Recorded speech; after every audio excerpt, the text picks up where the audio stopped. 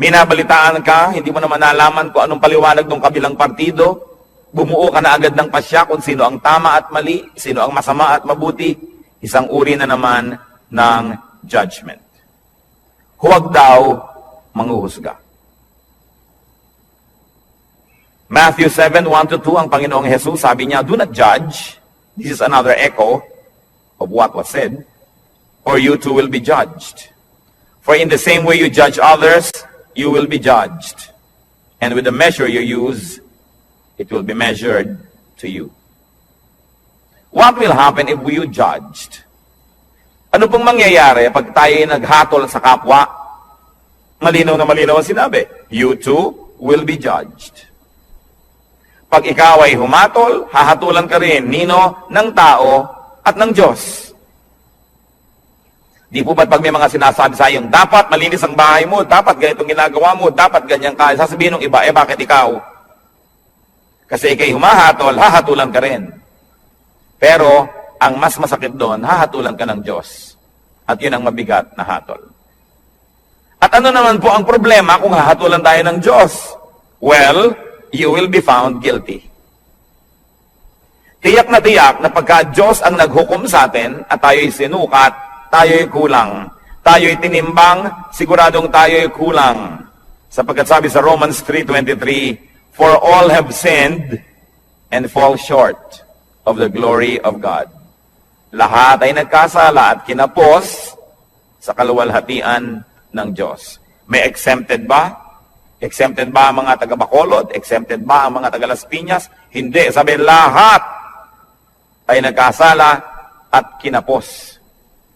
Romans 3:10-12, as it is written, there is no one righteous, not even one. There is no one who understands, no one who seeks God. All have turned away, they have together become worthless. There is no one who does good, not even one. Sa tingin ng langit, walang gumagawa ng tama. Lahat ay nagkakamali, panapanahon lang.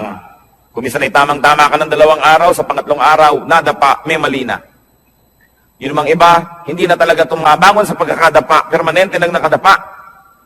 Sobra nang nasanay sa pagkakasala. Wala daw nakauunawa. Pero sasabihin natin, hindi po ba may ginagawa kaming tama? Subalit sabi rin sa Bible, ang pinakamagaganda at pinakamalilinis nating gawa ay para lang basahan. Kung ito ay hahambing sa kalinisan ng Diyos, kulang at kulang pa rin. Kaya walang maaring magyabang na sasabihin niyang ako'y tama, so pwede na ako ngayong manghusga ng iba. Ako'y maayos, so pwede ko na ngayong hatulan ng ibang hindi maayos. Sapagkat maaring maayos kayo ngayon, hawak niyo ba ang bukas? Nakatitiyak ba tayo? Napakarami pong naririnig ko nung araw, mga magulang, kung pintasan yung mga anak na dalaga ng kapitbahay, ng mga tagarong kabilang kalye. Pagkatapos, kung lumaon yung mga sarili nilang anak na dalaga, ang mga napapariwara, di wala na sila ngayong masabi, dahil nauna na ang paghatol nila doon sa iba, sabi pa naman, kung anong panukat mo sa iba, ganun ka susukatin. Sobra kang mahigpit sa iba, magiging mahigpit din sa iyo ang Diyos. Yan ang problema pag tayo po'y humahatol agad. Genesis 6:5, nung nilikha ng Diyos ang tao at kutakot-takot na kasalanan at mga kasamaan ng ginawa ng tao, the Lord saw how great man's wickedness on the earth had become, and that every inclination of the thoughts of his heart was only evil all the time. Nakita ng Panginoon kung gaano naging kasama ang puso ng tao na wala siyang hinahanga, diniisip, kundi ang gumawa ng kasalanan. What will happen if you did not judge others? Well, you will not be judged. Yun ang blessedness. You will not be judged by people. Kasi hindi ka mapagsasabang, bakit ikaw? Bakit ikaw? Kasi wala kang binibitawang mga salita na humahamak sa iba at humahatol sa iba. So bakit kasi silipin? Pero ang mahalaga, God will not judge you. Hindi ko po alam kung naranasan nyo na mga kapatid, mga kaibigan, na talagang may ginawa kayong masama, talagang mali. Tapos huling-huli kayo at wala na kayo talagang maikakatuwiran. At ang kailangan nyo na lang talaga, awa ng kapwa. Ang kailangan nyo na lang talaga, maunawaan kayo, patawarin kayo. Kung tayo nalagay na sa ganung mga kalagayan, alam natin kung gaano kahina ang posisyon ng isang taong may kasalanan. Kaya ang inaalok ng Panginoon, patawad. Napakataas ng Diyos. At sa kanyang kabutihan, sa ating mga kabiguang siya'y abutin, ay minarapat niyang dumukwang, yumuko at tayo'y abutin. Lumilinis tayo, hindi dahil tayo malinis, kundi dahil tayo'y pinapatawad lamang. Kaya tayo na tumatanggap ng patawad ng Diyos, sino tayo para hindi magpatawad ng iba? Tayo na nangangailangan ng kanyang kabutihan, sino tayo para hindi maging mabuti sa iba? Napaka-importante mga kapatid, you want to be blessed? Do not judge. Pero araw-araw, gaano karami ang inyong binibitay? Gaano karami ang ating ipinapasilya elektrika, pinibigyan ng lethal injection? Gaano karami ang sinisira natin ng puri, pinapakulong natin, sinasaktan natin dahil sa ating mga bibig? Hindi nyo pa alam kung bakit nagkagulo yung dalawang tao, may kakampihan na kayo agad. Pag may nakagalit ang inyong anak, ang inyong kapatid, ang kapatid nyo anak at anak, lagi ang mabuti at ang laging masama ibang tao. Wala pa akong nakitang magulang na yung anak niya nag-drugs, napariwara, gumawa ng mga masama, nasasabihin niya, naku, masama ang anak ko. Wala. Laging nahawa sa masasamang kaibigan. Yung mga magulang naman, nung sinasabing masamang kaibigan na yun, yung din na sinasabi nun, ako yung anak ko na influensya lang nung kabila eh. Kailan tayo magbubukas ng mata para tanggapin ang mga kamalian, mga kahinaan natin at ng mga mahal natin sa buhay? Kampi-kampi. We judge people immediately if they cross the path of those people that we love. Kaya yang pong emosyon, madalas yan bumubulag, sumisira sa isang malinaw na pag-iisip. Nakita niyo po sa mga hukuman, bago patawan ng hukom ang isang nasa sakdal, kailangan mo nang madinig ang magkabilang panig. May saksi ang umuusig, may saksi naman ang nagtatanggol. Pareho silang bibigyan ng panahon, susuriin ang kanilang mga sinasabi. Pero tayo po ba ginagawa natin yon o napakabilis nating gumawa ng mga conclusion na mga pagpapasya tungkol sa iba nating kapwa? Remember, pwede naman kayo mag-judge, okay lang yon. Just be perfect so that you will not be judged. But as long as you have sins, as long as you have errors and weaknesses, be kind with your judgment because you will need the same kindness to be applied to you. Do not judge if you want to be blessed. Ngayon po yung verse 37 ng Luke 6 na binabasa natin, forgive and you will be forgiven. Pangalawang hakbang tungo sa pagpapala, second step to blessedness, forgive. Magpatawad. Ano po bang kahulugan sa diksyonaryo ng forgive? It is to stop blaming, tigilan na ang paninisi, or to absolve from payment, huwag nang singilin pa. At hindi pinag-uusapan dito ang pera o utang. Mabuting malinaw. Ang pinag-uusapan po dito ay yung mga utang sa loob, na nasaktan kita, sige na, huwag nang singilin. Nagkamali ako sa iyo, sige na patawarin. Nagkulang ako sa iyo, sige na punan. Do not collect or take revenge. Balance the sheets. Kung meron pong metro, sige na, i-return na yung reading sa 0. Huwag nang matuos. Magpatawad. Gaano po sa ating karami ang may dala-dala dito sa puso na lason? Asido, dahil hindi tayo nagpapatawad ng kapwa. Mga misis, na pinagtaksila ng inyong mga asawa once upon a time, napatawad nyo na ba? Kasi kung hindi pa kayo nagpapatawad, kahit mga kayo yung agrabyado, magiging dalawa ang pagka-agrabyado nyo. Kasi, hindi rin kayo patatawarin. Na bagamat hindi kayo naging taksil na asawa, maaring may iba naman kayo ibang kasalanan na iuusig din sa atin ng langit. Kaya ang nagkataon ay pare-pareho lang tayong makasalanan. Iba-iba lang ang uri, anyo, hugis, kulay ng ating mga pagkakamali. Pero kung tutuusin, lahat din naman tayo ay may mga pagkakamali. At pag hindi kayo nagpatawad, kayo nagiging bilanggo ng taong kinamumuhian ninyo. Tuwing naaalala nyo siya, nawawala kayo ng ganang kumain, nawawala kayo ng ganang matulog, tumatamlay kayo. Pati sa pagnenegosyo nyo, nawawala kayo sa sarili, nagkakamali-mali ang sukli. Nalulugi pa rin kayo. Ipagpalagay na minsan na tayong nalugi, minsan na tayong nasaktan, minsan na tayong nahirapan. Pero habang di pa kayo nagpapatawad, patuloy pa kayong masasaktan. Kaya sa pagpapatawad, hindi lang yung taong nagkamali ang pinapalaya ninyo, kundi ang inyong mga sarili rin.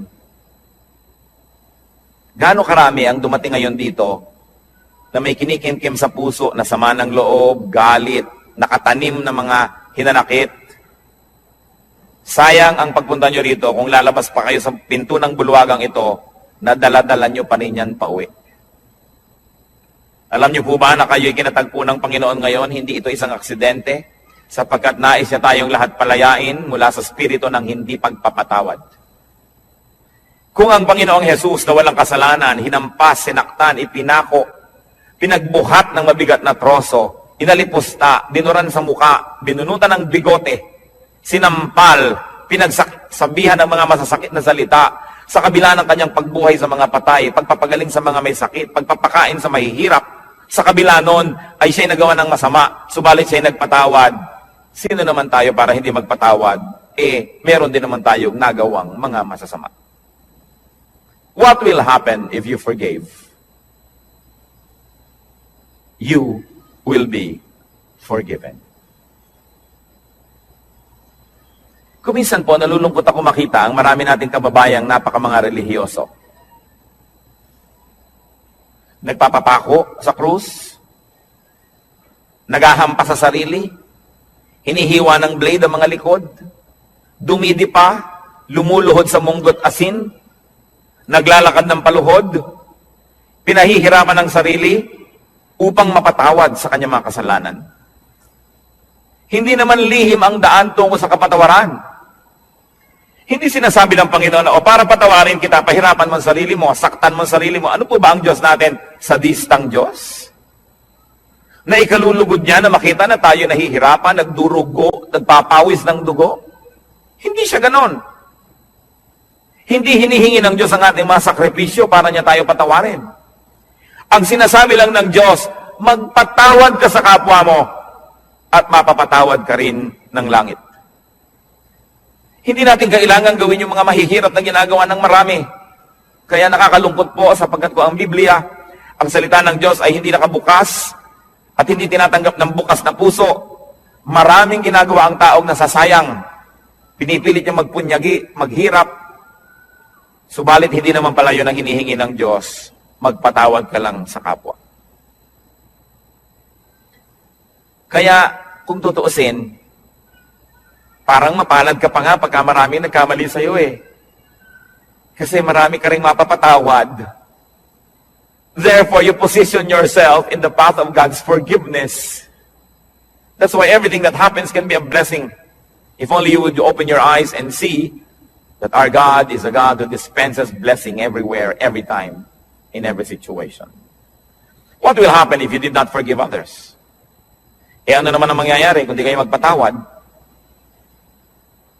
Matthew 6:14-15. Ito po ang sabi ng Panginoong Jesus.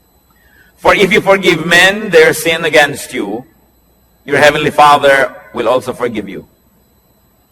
But if you do not forgive men their sins, your Father will not forgive your sins. Yan po yung dasal nating Ama namin. Patawarin mo po kami sa aming mga utang, gaya rin naman ng pagpapatawad namin sa nagkakautang sa amin. Forgive us as we forgive those who trespass against us. Patawarin mo kami, gaya rin naman ng aming pagpapatawad. So ang sinasabi, Lord, kung kami po ay mahilig magbigay ng patawad, edi mahilig din kayong patawarin kami. Kung ayaw po namin magpatawad, huwag nyo rin kaming patawarin.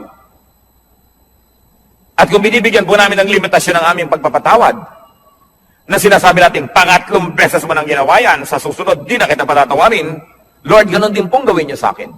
Pag 3 beses na ako nagkaroon ng isang kasalanan paulit-ulit, sa ika-4, huwag niyo na po akong patawarin. Nauunawa po ba natin ito? na kung tayo hindi nagpapatawad, tayo rin ang nalulugi. Forgiveness is a bridge. Don't burn the bridge over which you too must pass.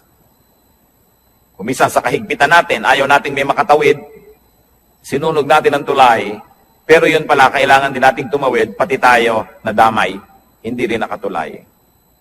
Kailangan ang pagpapatawad. Sasabihin ng iba, Pastor, napakahirap naman po yata yung magpatawad. Agree ako sa inyo. Yes, mahirap. Pero di po ba mas mahirap hindi magpatawad? Naaalala mo pa, sumasakit pa yung dibdib. Lumulungkot ka.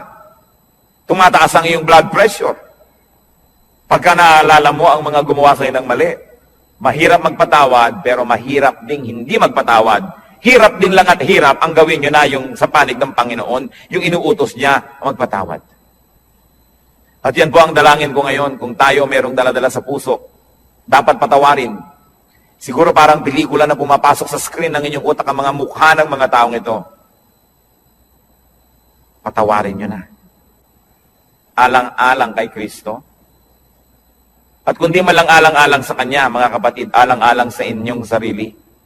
Sapagkat malinaw ang sinabi ng Panginoon, ang hindi nagpapatawad ay di rin patatawarin ng Ama sa langit. Kailangan ng isang himala para yan mangyari. Kailangan ng hipo ng Espiritong Banal para tayo magkaroon ng pagpapatawad. At yan po ang hihingi natin sa Diyos ngayon. Isang makapangyarihan na hipo niya. Magkaroon ng himala sa ating puso. Magkaroon tayo ng kakayahang magpatawad. Bagamat hindi sana yun ang gusto natin. Kuminsan na yung gusto natin maghiganti. Subalit hindi yan ang paraan ng Diyos. At ang gumaganti, nagagantihan uli, magagantihan, hindi na matapos ang gantihan. So if you do not forgive, you will not be forgiven by people and by God. You will remain guilty. Therefore, you will be judged. And in the end, you will be condemned. Pangalawa pong hakbang, forgive. Pangatlong hakbang, tungo sa pagpapala, give. Napakalinaw po ng sinabi, give and it will be given to you. Magbigay ka at susuklian ka. Bibigyan ka rin. At ano po, higit sa ibinigay mo, ang ibibigay sa iyo. Kasi, sukat na tama, sisiksikin, liligligin, aalugin, at umaapaw pa ang ibibigay sa atin. Wala tayong kalugihan. So give to people. Give people your 3 T's. 3 letrang T. Time, talent, treasure. Ibigay natin yan sa tao. Lalo sa mga mahal natin sa buhay. Nagtataka naman ako sa mga tao na nag-aaway-away ang magkakapatid dahil sa kaprasong mana. Natitikis ang mga kamag-anak na may sakit, may pagdurusa, samantalang meron naman pwedeng itulong. Sabi, give. What we do to people is counted as done for and given to Christ. Alam niyo po ba na ang pagbibigay sa tao, lalo yung hindi nakakaganti, hindi makakapagbayad, ay inaari ni Kristong sa kanya ibinigay at kung ganon, siya ang magbabayad. Ano po ba ang tunay na pagbibigay? Yung ang binibigyan mo ay walang kakayahang gumante ng mabuti rin. Kasi kung may kakayahan, binigyan mo lang, baka investment lang yan, puhunan, namumuhunan ka lang. Nagbibigay ka ng maganda dahil may kapangyarihan siyang magsukli sa iyo sa panahon na kailangan mo siguro ang tulong niya. Hindi niyo ba napapansin, pagka mayaman ang may birthday, mahal ang mga regalo?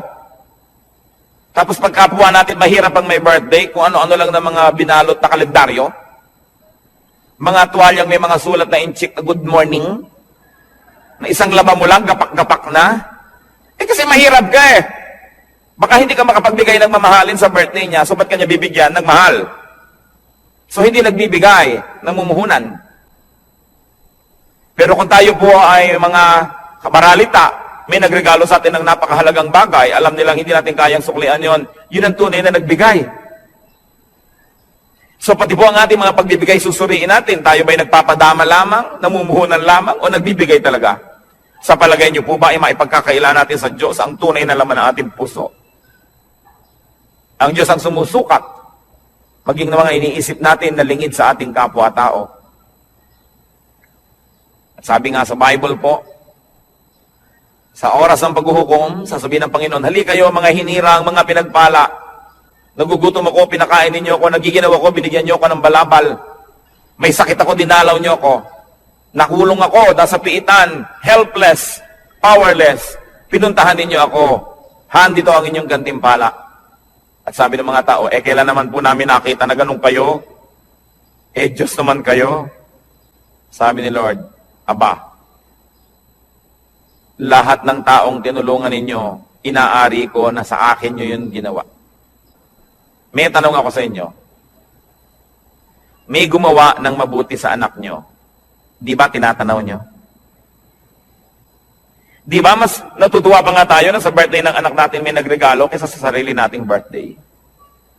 Di ba't kung may mga regaluhan sa Pasko, tinitingnan nyo yung anak nyo kung may nag-aabot man lang kahit isa at nasasaktan ang puso nyo na walang nagbibigay sa kanya? Lahat ng tao likha ng Diyos. Mahal niya ang lahat ng tao. Pag nagbigay ka sa isa niyang minamahal na tao, lalo yung kapuspalad, yung walang pumapansin, hindi kaya niya alam? Hindi kaya niya tinatandaan? At sasabihin niya, balang araw, susuklian ko ang kabutihan mo. Kahit ngayon pa lang, susuklian ko na, sapagkat mabuti ka dito sa aking mga nilalang. Di ba't pag may sumasakit sa kalooban ng ating mga anak ay tayo unang-unang nasasaktan? So kung may sinasaktan kang tao, sa palagay mo ba hindi mo sinusugatan ang puso ng Diyos? Kung meron kang taong hinuhusgahan, pinag-uusapan, chinichismis, inaagawan ng asawa, inaagawan ng pera, nilalamangan, hindi kaya natin pinululungkot ang puso ng Diyos. Kaya ang sabi niya sa Matthew 25:45, I tell you the truth. Whatever you did not do for one of the least of these, you did not do for me. At yung kabaligtaran naman nun sa verse 40, sabi niya, whatever you did for one of the least of these brothers of mine, you did for me. Kung ano, ang buting di mo ginawa sa kanila, ay sa akin mo ipinagkait at ako ang sisingil sa iyo. At kung ano naman ang buting ibinigay mo sa kanila, ako ang tatanaw ng utang na loob na yon. Ako ang magsusukli. Lalo pang at walang nakapuri sa iyo, walang nakapansin, hindi ka binigyan ng plaque, hindi ka pinagpagawa ng monumento. Ako ang nakakaalam ng lihim mong kabutihan. At sabi sa Biblia, yung ama na nakakaalam ng mga lihim na gawang kabutihan, ang siyang magbibigay sa atin ng pagpapala. Whatever we give to people, we give to God.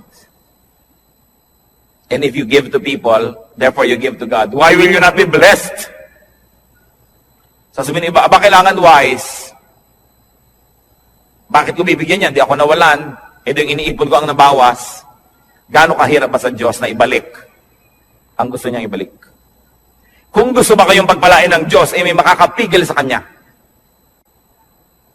At kung ayaw kayong pagpalain ng Diyos, meron bang makakapilit sa Kanya?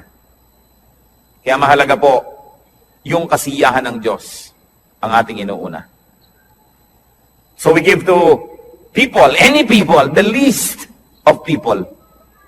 But we also give to Christ's workers. Whatever is given to Christ's disciples, whatever is given to Christ's workers and servants, is counted as given to Christ. Mark 9:41, sabi ng Lord, I tell you the truth. Anyone who gives you a cup of water in my name, because you belong to Christ, will certainly not lose his reward. Kausap niyo po ang kanyang mga disipulo.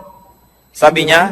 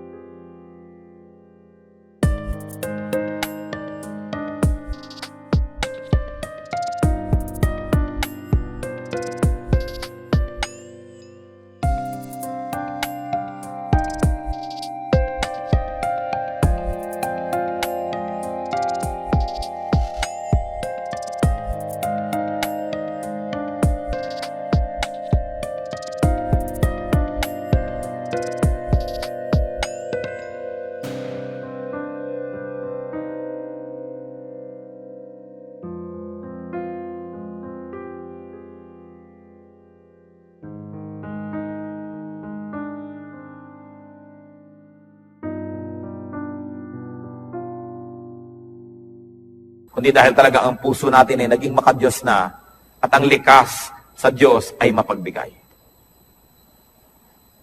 Ganon din naman ang ibinibigay natin sa church, sa gawain ng church, inaari rin yun na ibinibigay kay Kristo. What is given to the church is counted as given to Christ because the church is His body. Sabi po ng Ephesians 5:23, Christ is the head of the church. His body, of which He is the Savior.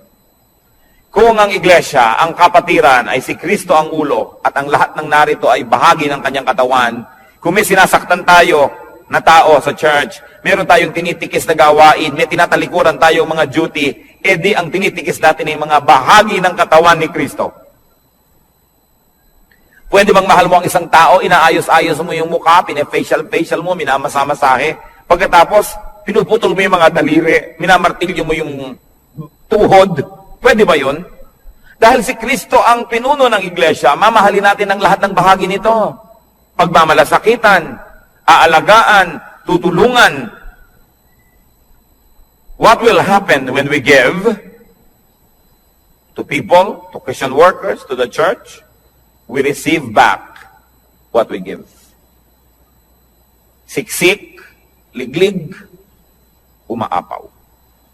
You can never outgive God. Katulad ng mga lingkod ng Panginoon, mga pastor, mga misyonero na marami nagre-regalo, tiyak na yung mga nagre-regalo doon dahil una nang naregaluhan noong manggagawa na yun ng Panginoon. Siguro na ipanalangin, siguro yung naturuan, na bigyan ng pangaral, na bless, kaya ngayon nagsusukli. Yan ang sinasabi, pag nagbigay ka, may babalik. Ngayon, kung walang nagbibigay sa iyo, kapatid, edi mag-isip-isip ka rin. Baka naman hindi ka rin nagbibigay kasi. Because if you are a blessing to people, the same people will also be blessings to you. Because life is a circle. Pabalik-balik lang. We inhale, we exhale. Araw, gabi, dilim, liwanag. Give, receive. Yun ang buong circle. Kasi barado. Dahil ang mga ilog dito, sa dami ng bara, tanggap lang ng tanggap ng mga dumadating pang tubig, dumadating na kalat, hindi naman ibinibigay, hindi naman lumalakad, tanggap lang ng tanggap, bumabara tuloy. Ano ba ang magandang ilog? Di po ba't yung umaagos? Na narito ako, tatanggap ako, ibibigay ko. Tatanggap ako, ibibigay ko. May agos. Pag tumatanggap tayo ng pagpapala ng Diyos, meron tayong ginagamit sa sarili, may ibinibigay tayo, may agos. Pero kung sinosolo mo, ang kamay may punong-puno na ng mga luma at mga hampok at mga bilasa na mga pagpapala, paano ka tatanggap ng bago? Kailangan kasi pag may pagpapala, ibinibigay natin sa iba, tinatanggap natin yung iba, wala ka na namang laman, bibigyan ka na naman ng Diyos. How can you inhale when you have not exhaled? So it's a matter...